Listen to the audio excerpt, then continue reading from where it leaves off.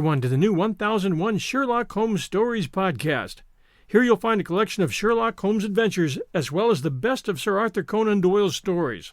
Some from our archives at 1001 Classic Short Stories and 1001 Stories for the Road, and some newly produced, all here for your entertainment. Welcome back, everyone, to 1001 Sherlock Holmes Stories and the best of Sir Arthur Conan Doyle. I offer all of you my humble apologies for my scratchy voice this week. I hope you can enjoy the stories for the story's sake. By this time next week, everything should be fine. Thank you for your patience. This is your host and storyteller, John Hagedorn. Today, two stories from Arthur Conan Doyle. The first, How Watson Learned the Trick, a Sherlockian tale. This short comic tale was written for Queen Mary, wife of King George V. When the Queen's Dollhouse was created in 1923 as a demonstration of British ingenuity and craftsmanship, as well as a tribute to the beloved Queen, many prominent authors wrote miniature books to be part of its library. This story, handwritten in a volume the size of a postage stamp, was Arthur Conan Doyle's contribution. It was subsequently published in the Book of the Queen's Dollhouse Library. And now, the very short story. Watson had been watching his companion instantly ever since he had sat down to the breakfast table. Holmes happened to look up and catch his eye. "Well, Watson, what are you thinking about?" he asked. "About you." "Me?" "I was thinking how superficial are these tricks of yours, and how wonderful it is that the public should continue to show interest in them." "I quite agree," said Holmes. "In fact, I have a recollection that I have myself made a similar remark." "Your methods," said Watson severely, "are really easily acquired." "No doubt," Holmes answered with a smile. "Perhaps you will yourself give an example of this method of reasoning." "With pleasure," said Watson. "I'm able to say that you were greatly preoccupied when you got up this morning." "Excellent," said Holmes. "How could you possibly know that?" "Because you are usually a very tidy man, and yet you've forgotten to shave." "Dear me, how very clever," said Holmes. "I had no idea, Watson, that you were so apt a pupil. Has your eagle eye detected anything more?" "As a matter of fact, yes, Holmes. You have a client named Barlow, and you've not been successful with his case." "Dear me, how did you know that?" "I saw the name outside his envelope. When you opened it, you gave a groan and thrust it into your pocket with a frown on your face."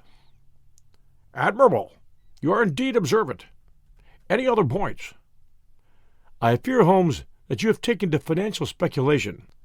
"How could you tell that, Watson?" "You opened the paper, turned to the financial page, and gave a loud exclamation of interest." "Well, that is very clever of you, Watson. Any more?" "Yes, Holmes. You've put on your black coat instead of your dressing gown, which proves that you're expecting some important visitor at once." "Anything more?" "I have no doubt that I could find other points, Holmes, but I only give you these few in order to show you that there are other people in the world who can be as clever as you." "And some not so clever," said Holmes. "I admit that they are few, but I'm afraid, my dear Watson, that I must count you among them." "What do you mean, Holmes?" "Well, my dear fellow, I fear your deductions have not been so happy as I should have wished." "You mean that I was mistaken?" "Just a little that way, I fear.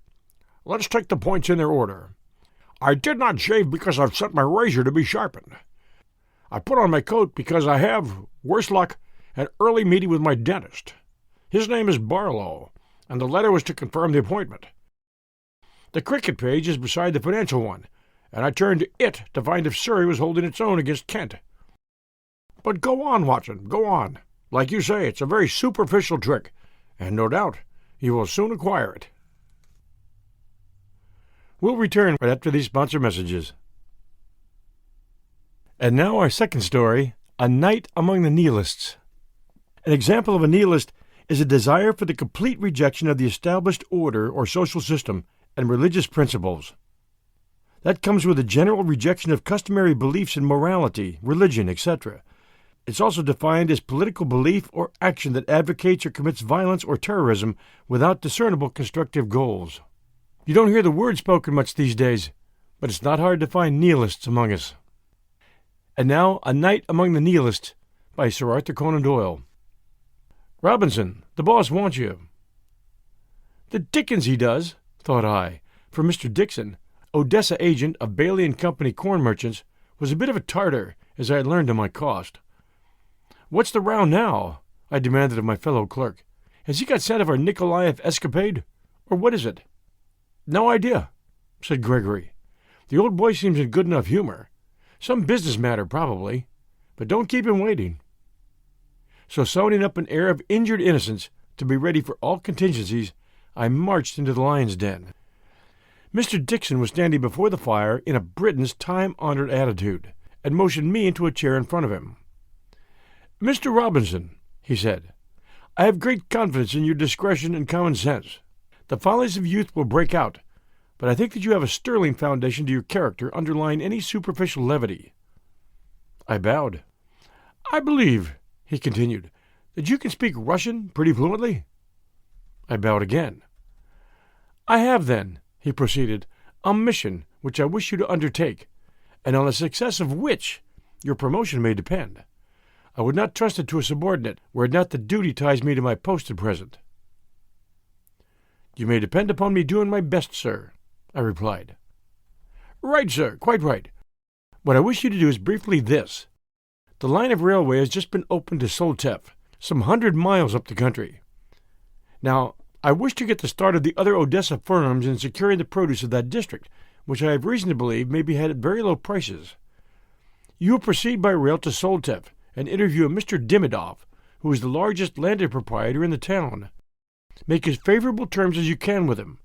Both Mr. Dimidov and I wish the whole thing to be done as quietly and secretly as possible. In fact, that nothing should be known about the matter until the grain appears in Odessa. I desire it for the interests of the firm, and Mr. Dimidov on account of the prejudice his peasantry entertain against exportation. You will find yourself expected at the end of your journey, and will start tonight. Money shall be ready for your expenses. Have a good morning, Mr. Robinson. I hope you won't fail to realize the good opinion I have of your abilities." "Gregory," I said, as I strutted into the office, "I'm off on a secret mission, my boy, an affair of thousands of pounds. Lend me your little portmanteau. Mine's too imposing. And tell Ivan to pack it. A Russian millionaire expects me at the end of my journey. Don't breathe a word of it to any of Simpkin's people, or the whole game will be up. Keep it dark." I was so charmed at being, as it were, behind the scenes, that I crept about the office all day in a sort of cloak and bloody dagger style, with responsibility and brooding care marked upon every feature. And when at night I stepped out and stole down to the station, the unprejudiced observer would certainly have guessed, from my general behavior, that I had emptied the contents of the strong-box before starting into that little valise of Gregory's. It was imprudent of him, by the way, to leave English labels pasted all over it. However, I could only hope that the Londons and Birminghams would attract no attention, or at least that no rival corn merchant might deduce from them who I was and what my errand might be. Having paid the necessary roubles and got my ticket, I ensconced myself in the corner of a snug Russian car and pondered over my extraordinary good fortune. Dixon was growing old now, and if I could make my mark in this matter, it might be a great thing for me. Dreams arose of a partnership in the firm. The noisy wheels seemed to clank out, "Bailey, Robinson and Company, Bailey, Robinson and Company," in a monotonous refrain which gradually sank into a hum, finally ceased as I dropped into a deep sleep. Had I known the experience which awaited me at the end of my journey, it would hardly have been so peaceable. I awoke with an uneasy feeling that someone was watching me closely, nor was I mistaken.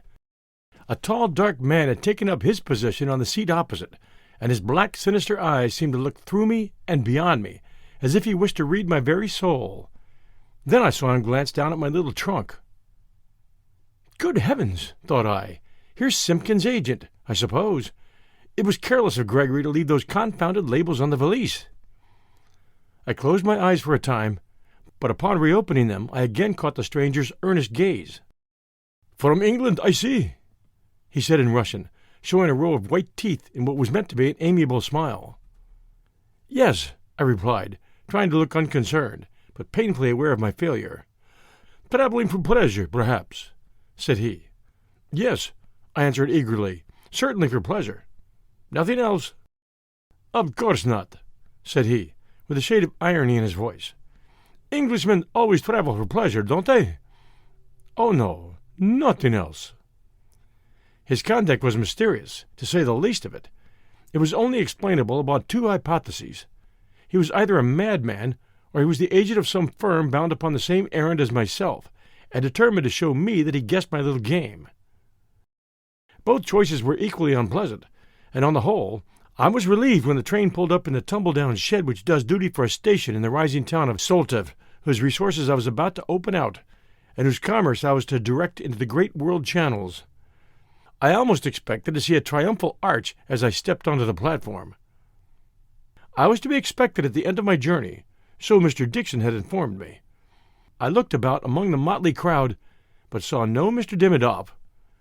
Suddenly a slovenly, unshaved man passed me rapidly, and glanced first at me, and then at my trunk, that wretched trunk, the cause of all my woes. He disappeared in the crowd, but in a little time came strolling past me again, and contrived to whisper as he did so, "Follow me, but at some distance," immediately setting off out of the station and down the street at a rapid pace. Here was mystery with a vengeance. I trotted along in his rear with my valise, and upon turning the corner found a rough drotchki waiting for me. My unshaven friend opened the door, and I stepped in. "Is Mr. I was beginning. "Hush!" he cried. "No names, no names. The very walls have ears. You will hear all tonight." And with that assurance he closed the door, and, seizing the reins, we drove off at a rapid pace, so rapid that I saw my black-eyed acquaintance of the railway carriage gazing after us in surprise until we were out of sight. I thought over the whole matter as we jogged along in that abominable springless conveyance. "They say the nobles are tyrants in Russia," I mused, "but it seems to me to be the other way about, for here's this poor Mr. Dimidov, who evidently thinks his ex-serfs will rise and murder him if he raises the price of grain in the district by exporting some out of it. Fancy being obliged to have recourse to all this mystery and deception in order to sell one's own property. Why, it's worse than an Irish landlord. It's monstrous." "Well, he doesn't seem to live in a very aristocratic quarter either," I soliloquized, as I gazed out at the narrow crooked streets and the unkempt dirty Muscovites whom we passed. "I wish Gregory or someone was with me, for it's a cutthroat-looking shop. By Jove, he's pulling up. We must be there." We were there, to all appearance, for the drotchki stopped, and my driver's shaggy head appeared through the aperture. "It is here, most honored master," he said, as he helped me to alight. "Is Mr. I commenced, but he interrupted me again. "Anything but names," he whispered. "Anything but that. You are too used to a land that is free. Caution, O sacred one." And he ushered me down a stone-flagged passage and up a stair at the end of it. "Sit for a few minutes in this room," he said, opening a door, "and the repast will be served for you." And with that he left me to my own reflections. Well, thought I, whatever Mr. Dimidov's house may be like, his servants are undoubtedly well trained. "Oh, sacred one, and revered master," I wonder what he'd call old Dixon himself, if he's so polite to the clerk. I suppose it wouldn't be the thing to smoke in this little crib, but I could do a pipe nicely. By the way, how confoundedly like a cell it looks. It certainly did look like a cell. The door was an iron one, and enormously strong, while the single window was closely barred. The floor was of wood, and sounded hollow and insecure as I strode across it. Both floor and walls were thickly splashed with coffee or some other dark liquid. On the whole, it was far from being a place where one would likely to become unreasonably festive. I had hardly concluded my survey when I heard steps approaching down the corridor, and the door was opened by my old friend of the drotchki. He announced that my dinner was ready, and with many bows and apologies for leaving me in what he called the dismissal room, he led me down the passage and into a large and beautifully furnished apartment. A table was spread for two in the center of it, and by the fire was standing a man very little older than myself. He turned as I came in, and stepped forward to meet me with every symptom of profound respect.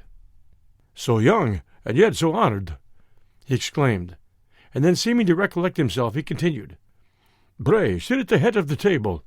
You must be fatigued by your long and arduous journey. We dine tete-a-tete, but the others assemble afterwards." "Mr. Dimidov, I presume?" said I. "No, sir," said he, turning his keen grey eyes upon me. "My name is Petrkin." You mistake me perhaps for one of the others. But now, not for a word of business until the council meets. Try your chef's soup. You'll find it excellent, I think." Who Mr. Petrokane or the others might be, I could not conceive. Land stewards of Dimidov's, perhaps, though the name did not seem familiar to my companion. However, as he appeared to shun any business questions at present, I gave in to his humour, and we conversed on social life in England, a subject in which he displayed considerable knowledge and acuteness. His remarks, too, on Malthus and the laws of population were wonderfully good, though savouring somewhat of radicalism.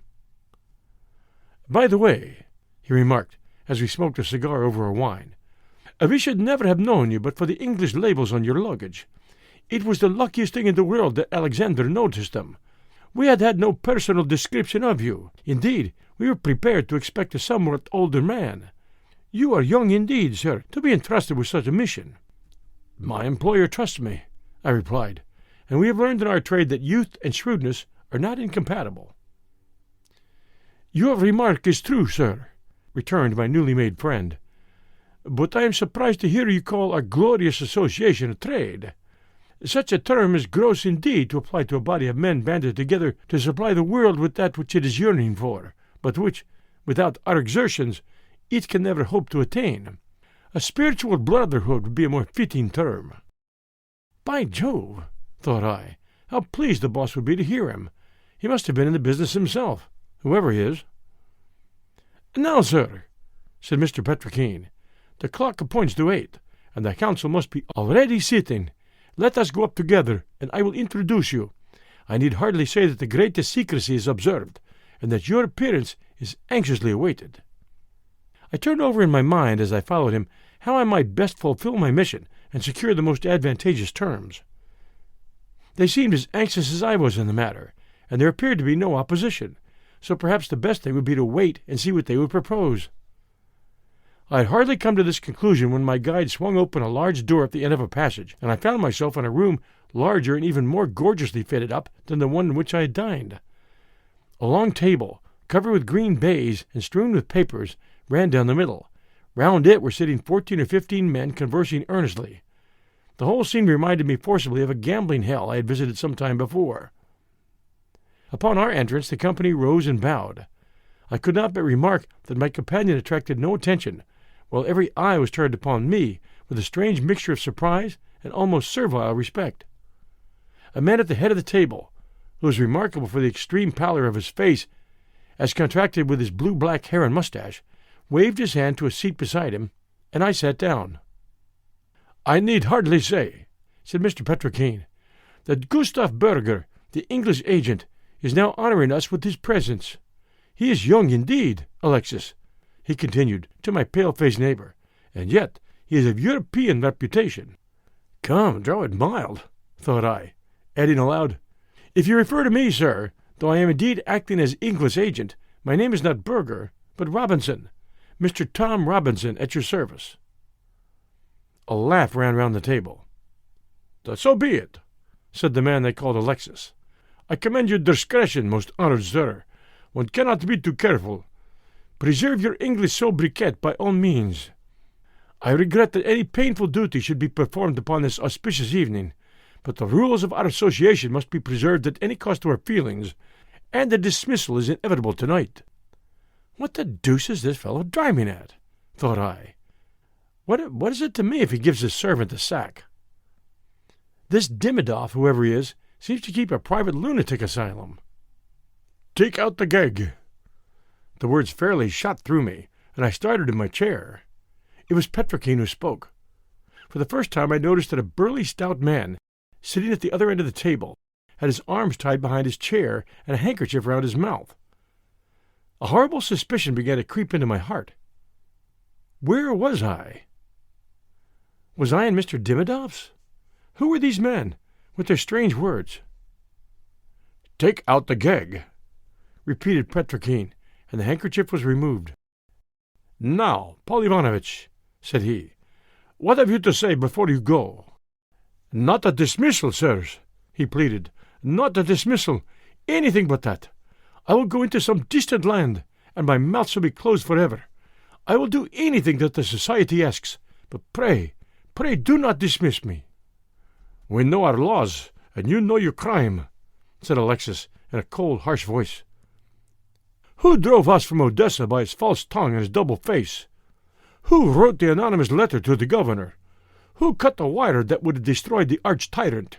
You did, Paul Ivanovitch, and you must die." I leaned back in my chair and fairly gasped. "Remove him," said Petrokin, and the man of the drachki, with 2 others, forced him out. I heard the footsteps pass down the passage, and then a door opened and shut. Then came a sound as of a struggle, ended by a heavy, crunching blow and a dull thud. "So perish all who are false to their oath," said Alexis solemnly, and a hoarse "Amen" went up from his companions. "Death alone can dismiss us from our order," said another man further down. "But Mr. Berg, Mr. Robinson, is pale. The scene has been too much for him after his long journey from England." "Oh, Tom, thought I, if you ever get out of this scrape, you'll turn over a new leaf. You're not fit to die, and that's a fact." It was only too evident to me now that by some strange misconception I had got in among a gang of cold-blooded Nihilists who mistook me for one of their order. I felt, after what I had witnessed, that my only chance of life was to try and play the role thus forced upon me, until an opportunity for escape should present itself. So I tried hard to regain my air of self-possession, which had been so rudely shaken. "I am indeed fatigued," I replied, "but I feel stronger now. Excuse my momentary weakness." "It was but natural," said a man with a thick beard at my right hand. "And now, most honoured sir, how goes the cause in England?" "Remarkably well," I answered. "Has the Great Commissioner condescended to send a missive to the Saltov branch?" asked Petrokin. "Nothing in writing," I replied. "But he has spoken of it?" "Yes, he said he had watched it with feelings of the liveliest satisfaction," I returned. "'Tis well, 'tis well," ran round the table. I felt giddy and sick from the critical nature of my position. Any moment a question might be asked which would show me my true colours. I rose and helped myself from a decanter of brandy which stood on the side table. The potent liquor flew to my excited brain, and as I sat down I felt reckless enough to be half amused at my position, and inclined to play with my tormentors. I still, however, had all my wits about me. "You have been to Birmingham?" asked the man with the beard. "Many times," said I. "Then you have of course seen the private workshop and arsenal?" "I've been over them both more than once." "It is still, I suppose, entirely unsuspected by the police?" continued my interrogator. "Entirely," I replied. "Can you tell us how it is that so large a concern is kept so completely secret?" Here was a poser, but my native impudence and the brandy seemed to come to my aid. "That is information," I replied, "which I do not feel justified in divulging, even here. In withholding it, I am acting under the direction of the Chief Commissioner." "You are right, perfectly right," said my original friend Petrokin. "You will no doubt make your report to the Central Office in Moscow before entering into such details." "Exactly so," I replied, only too happy to get a lift out of my difficulty. "We have heard," said Alexis, "that you were sent to inspect the Levadia. Can you give us any particulars about it?" "Anything you ask, I will endeavour to answer," I replied, in desperation. "Have any orders been made in Birmingham concerning it?" "None when I left England." Well, there's plenty of time yet," said the man with the beard. "Many months. Will the bottom be of wood or iron?" "Of wood," I answered at random. "'Tis well," said another voice. "And what is the breadth of the Clyde below Greenock?" "It varies much," I replied. "On an average about 80 yards. "How many men does she carry?" asked an anemic-looking youth at the foot of the table, who seemed more fit for a public school than this den of murder. "About 300, said I. "A floating coffin," said the young Nihilist in a sepulchral voice. "Are the storerooms on a level with the underneath or state cabins?" asked Petrokin. "Underneath," I said decisively, though I hardly say I had not the smallest conception. "And now, most honoured sir," said Alexis. "Tell, what was the reply of Bauer, the German socialist, to Ravinsky's proclamation?" Here was a deadlock with a vengeance. Whether my cunning would have extricated me from it or not was never decided, for Providence hurried me from one dilemma into another, and a worse one. A door slammed downstairs, and rapid footsteps were heard approaching. Then came a loud tap outside, followed by two smaller ones. "The sign of the society," said Petrokin, "and yet we are all present. Who can it be?" A door was thrown open, and a man entered, dusty and travel-stained, but with an air of authority and power stamped on every feature of his harsh but expressive face. He glanced round the table, scanning each countenance carefully. There was a start of surprise in the room. He was evidently a stranger to them all. "What means this intrusion, sir?" said my friend with the beard. "Intrusion?" said the stranger. "I was given to understand that I was expected, and had looked forward to a warmer welcome from my fellow associates. I am personally unknown to you gentlemen, but I am proud to think that my name should command some respect among you. I am Gustav Burger, the agent from England, bearing letters from the chief commissioner to his well-beloved brothers of Soltov." One of their own bombs could hardly have created a greater surprise had it been fired in the midst of them. Every eye was fixed alternately on me and upon the newly arrived agent. "If you are indeed Gustav Burger," said Petrokin, "who is this?"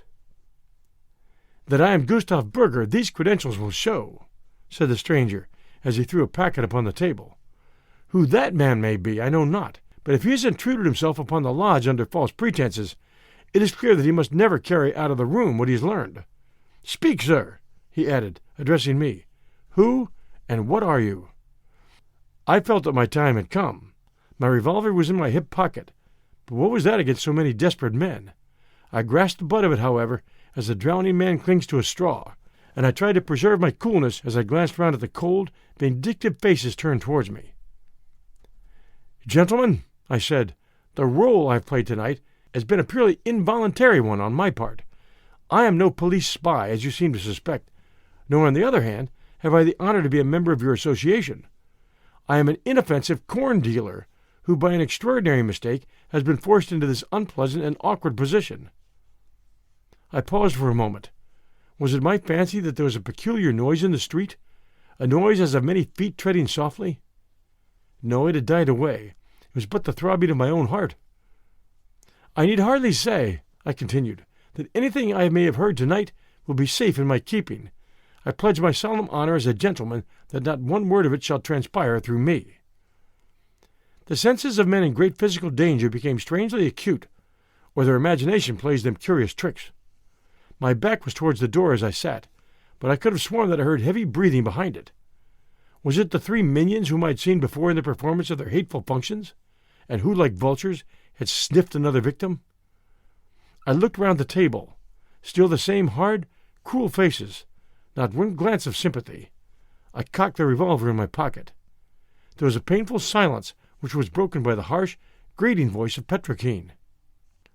"Promises are easily made and easily broken," he said. "There is but one way of securing the eternal silence. It is our lives or yours. Let the highest among us speak." "You are right, sir," said the English agent. "There is but one course open. He must be dismissed." I knew what that meant in their confounded jargon, and sprang to my feet. "By heaven!" I shouted, putting my back against the door. "You shan't butcher a free Englishman like a sheep. The first among you who stirs, drops." A man sprang at me. I saw along the sights of my derringer the gleam of a knife and the demoniacal face of Gustav Burger. Then I pulled the trigger, and, with his hoarse scream sounding in my ears, I was felled to the ground by a crashing blow from behind. Half unconscious, and pressed down by some heavy weight, I heard the noise of shouts and blows above me, and then I fainted away.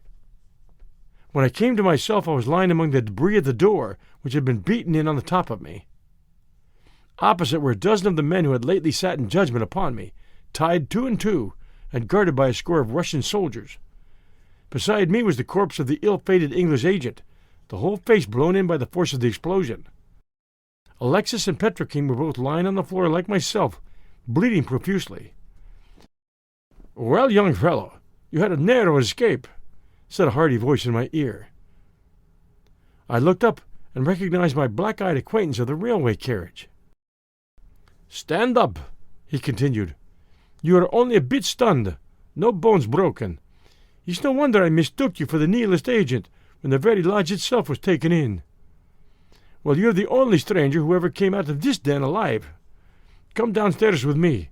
I know who you are and what you are after now. I'll take you to Mr. Demidov." "Nay, don't go in there," he cried, as I walked towards the door of the cell into which I had been originally ushered. "Keep out of that. You've seen evil sights enough for one day. Come down and have a glass of liquor."